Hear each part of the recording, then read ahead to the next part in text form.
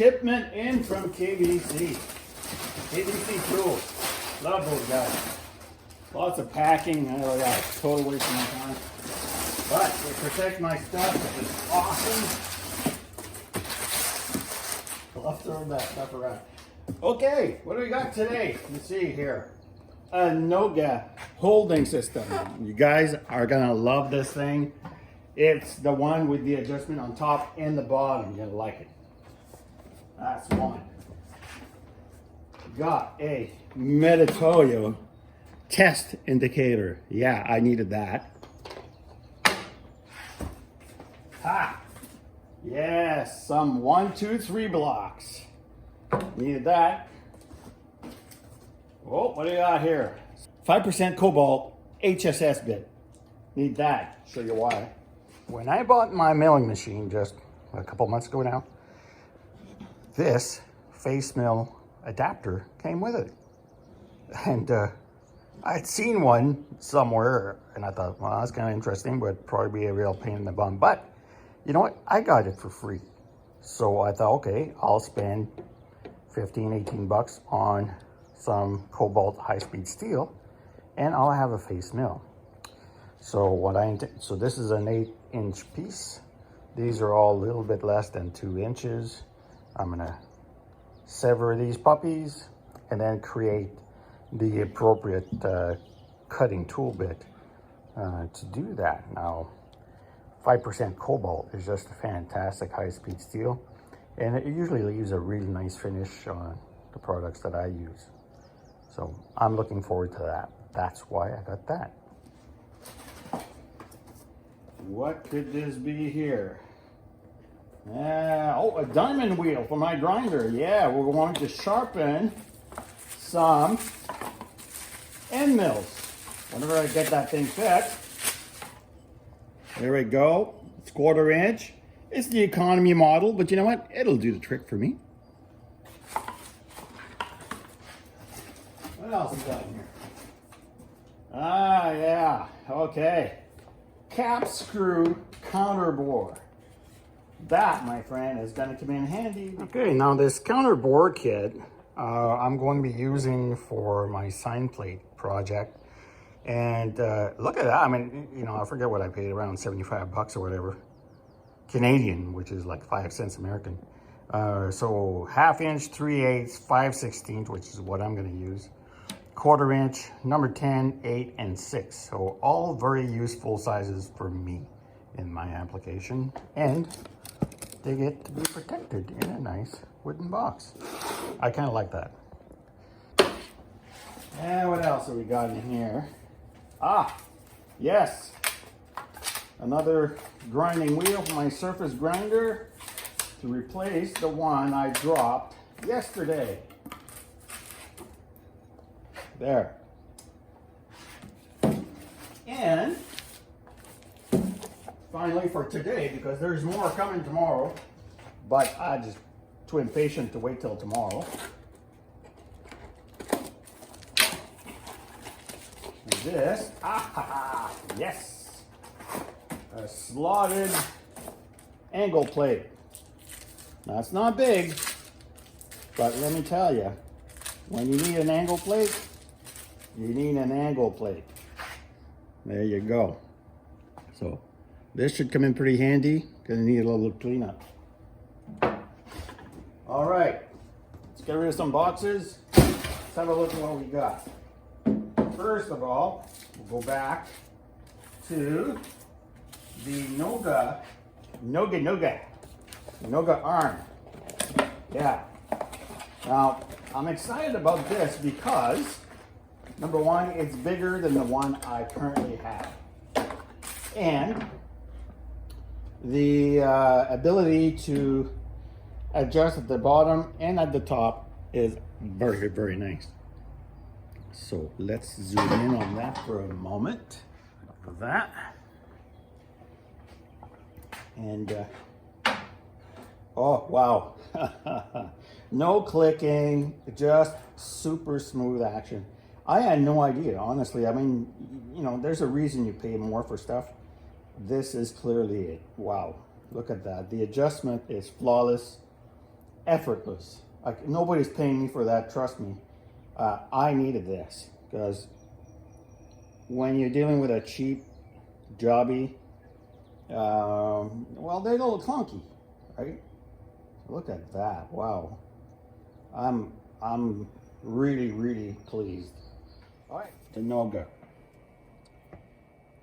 Well, if you've ever had one of these, you get it. So let's remove this so we compare apples to apples here. Now, the size difference is significant. Let me just zoom back. You know, this Noga extends up to 14 inches, while this, you know, maximum maybe 7. So it becomes inconvenient when you're trying to reach the lathe from the ways. I've got a 13-inch south bend, so you know the bed is fairly wide, and it doesn't always work out that great for me. There are many differences here that I see. Number one, here the fine adjustment is at the bottom. That's fine. But it is a cheapie, and it doesn't adjust all that great. It doesn't stay where it needs to be that great.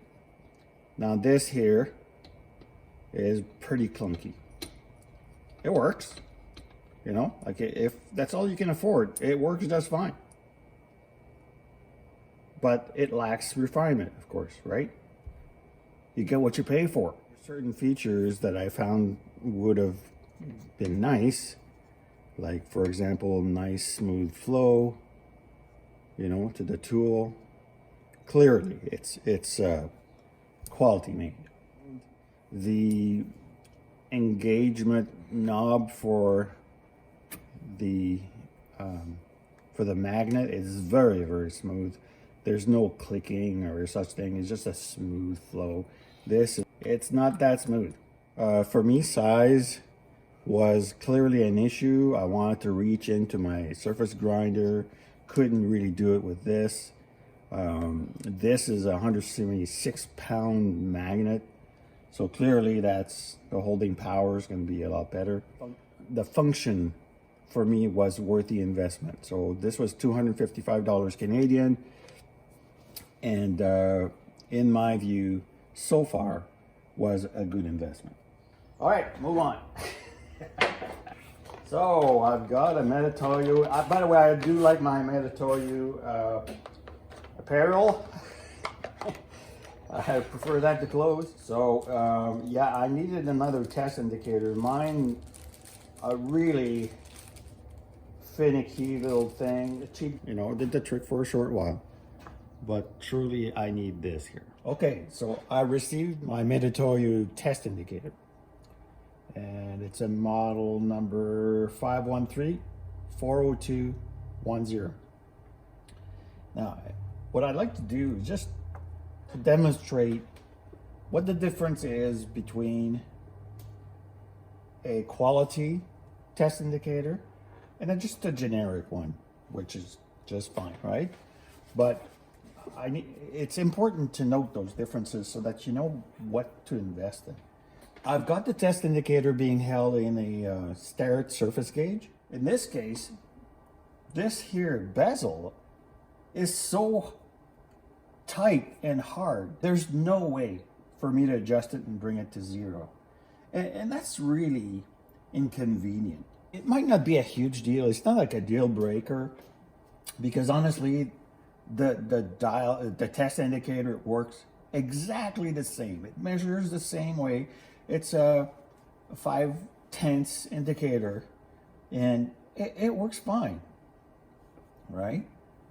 But in use, if you're having a hard time just setting it up, well, that's inconvenient.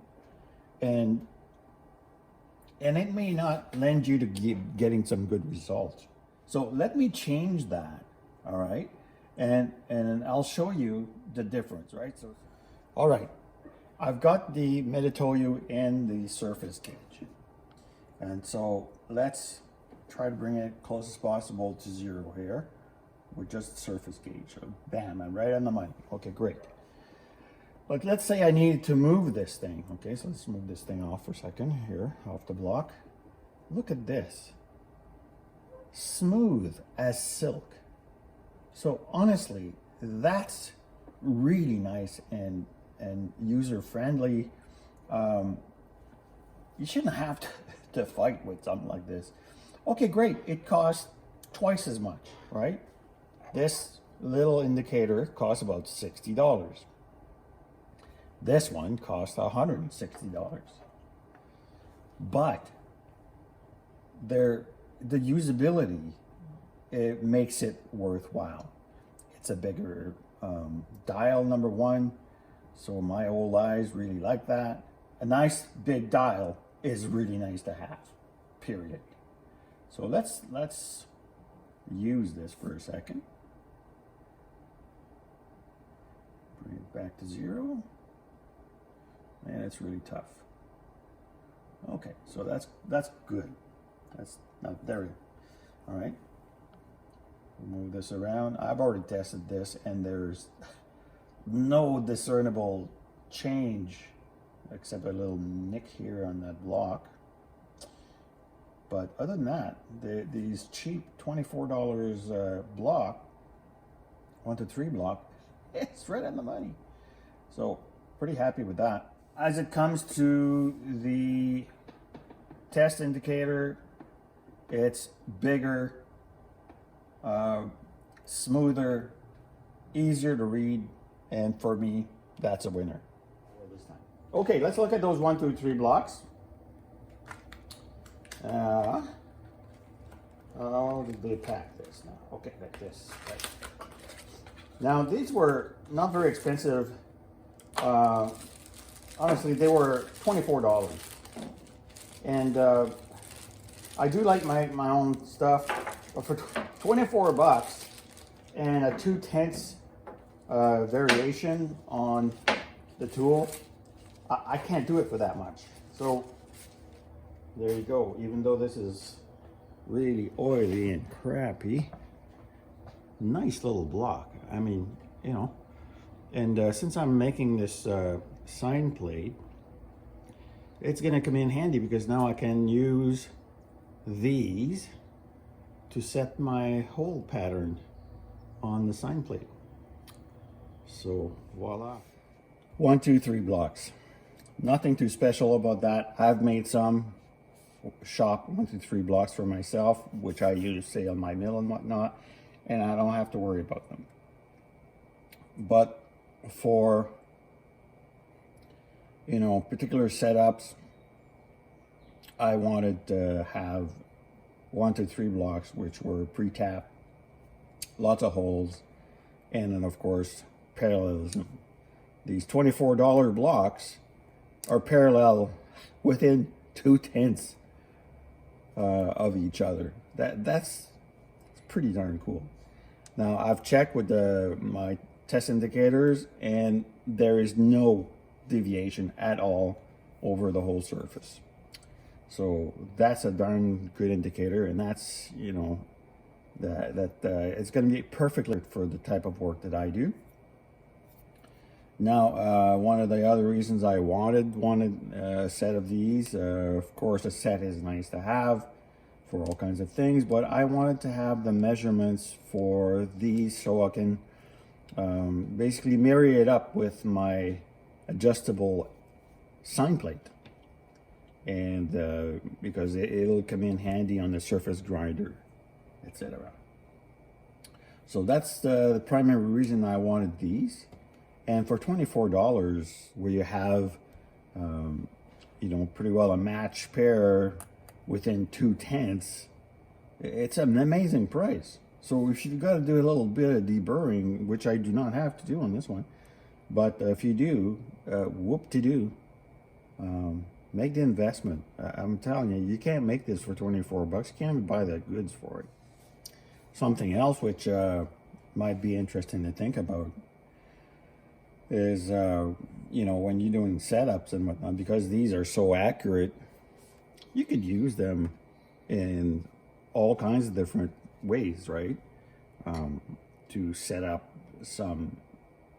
something that you want to mill or whatnot. So I wanted to see just how nice they were for 24 bucks, and I think I'm just gonna order a whole bunch more, because honestly I could marry them up, you know, leave them together in a certain format or setup, like this one for example, where you could use it to, you know, clamp something and then mill something square.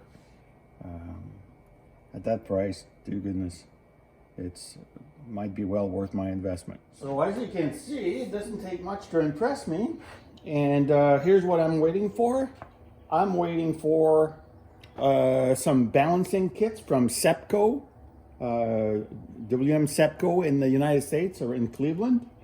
I ordered 3 of those, not cheap, but I'm hoping it'll make a big difference with my grinding. I also have ordered some bearings for the surface grinder, and tomorrow I should be receiving some clamps for the mill. They were, again, a reasonable price, so I'm excited about that. And another Meditoyu, this time a dial indicator. So voila, this is my little loot. And so thanks for watching. Please like and subscribe, and we'll see you in the next episode of Let's Roger That. Take care, folks.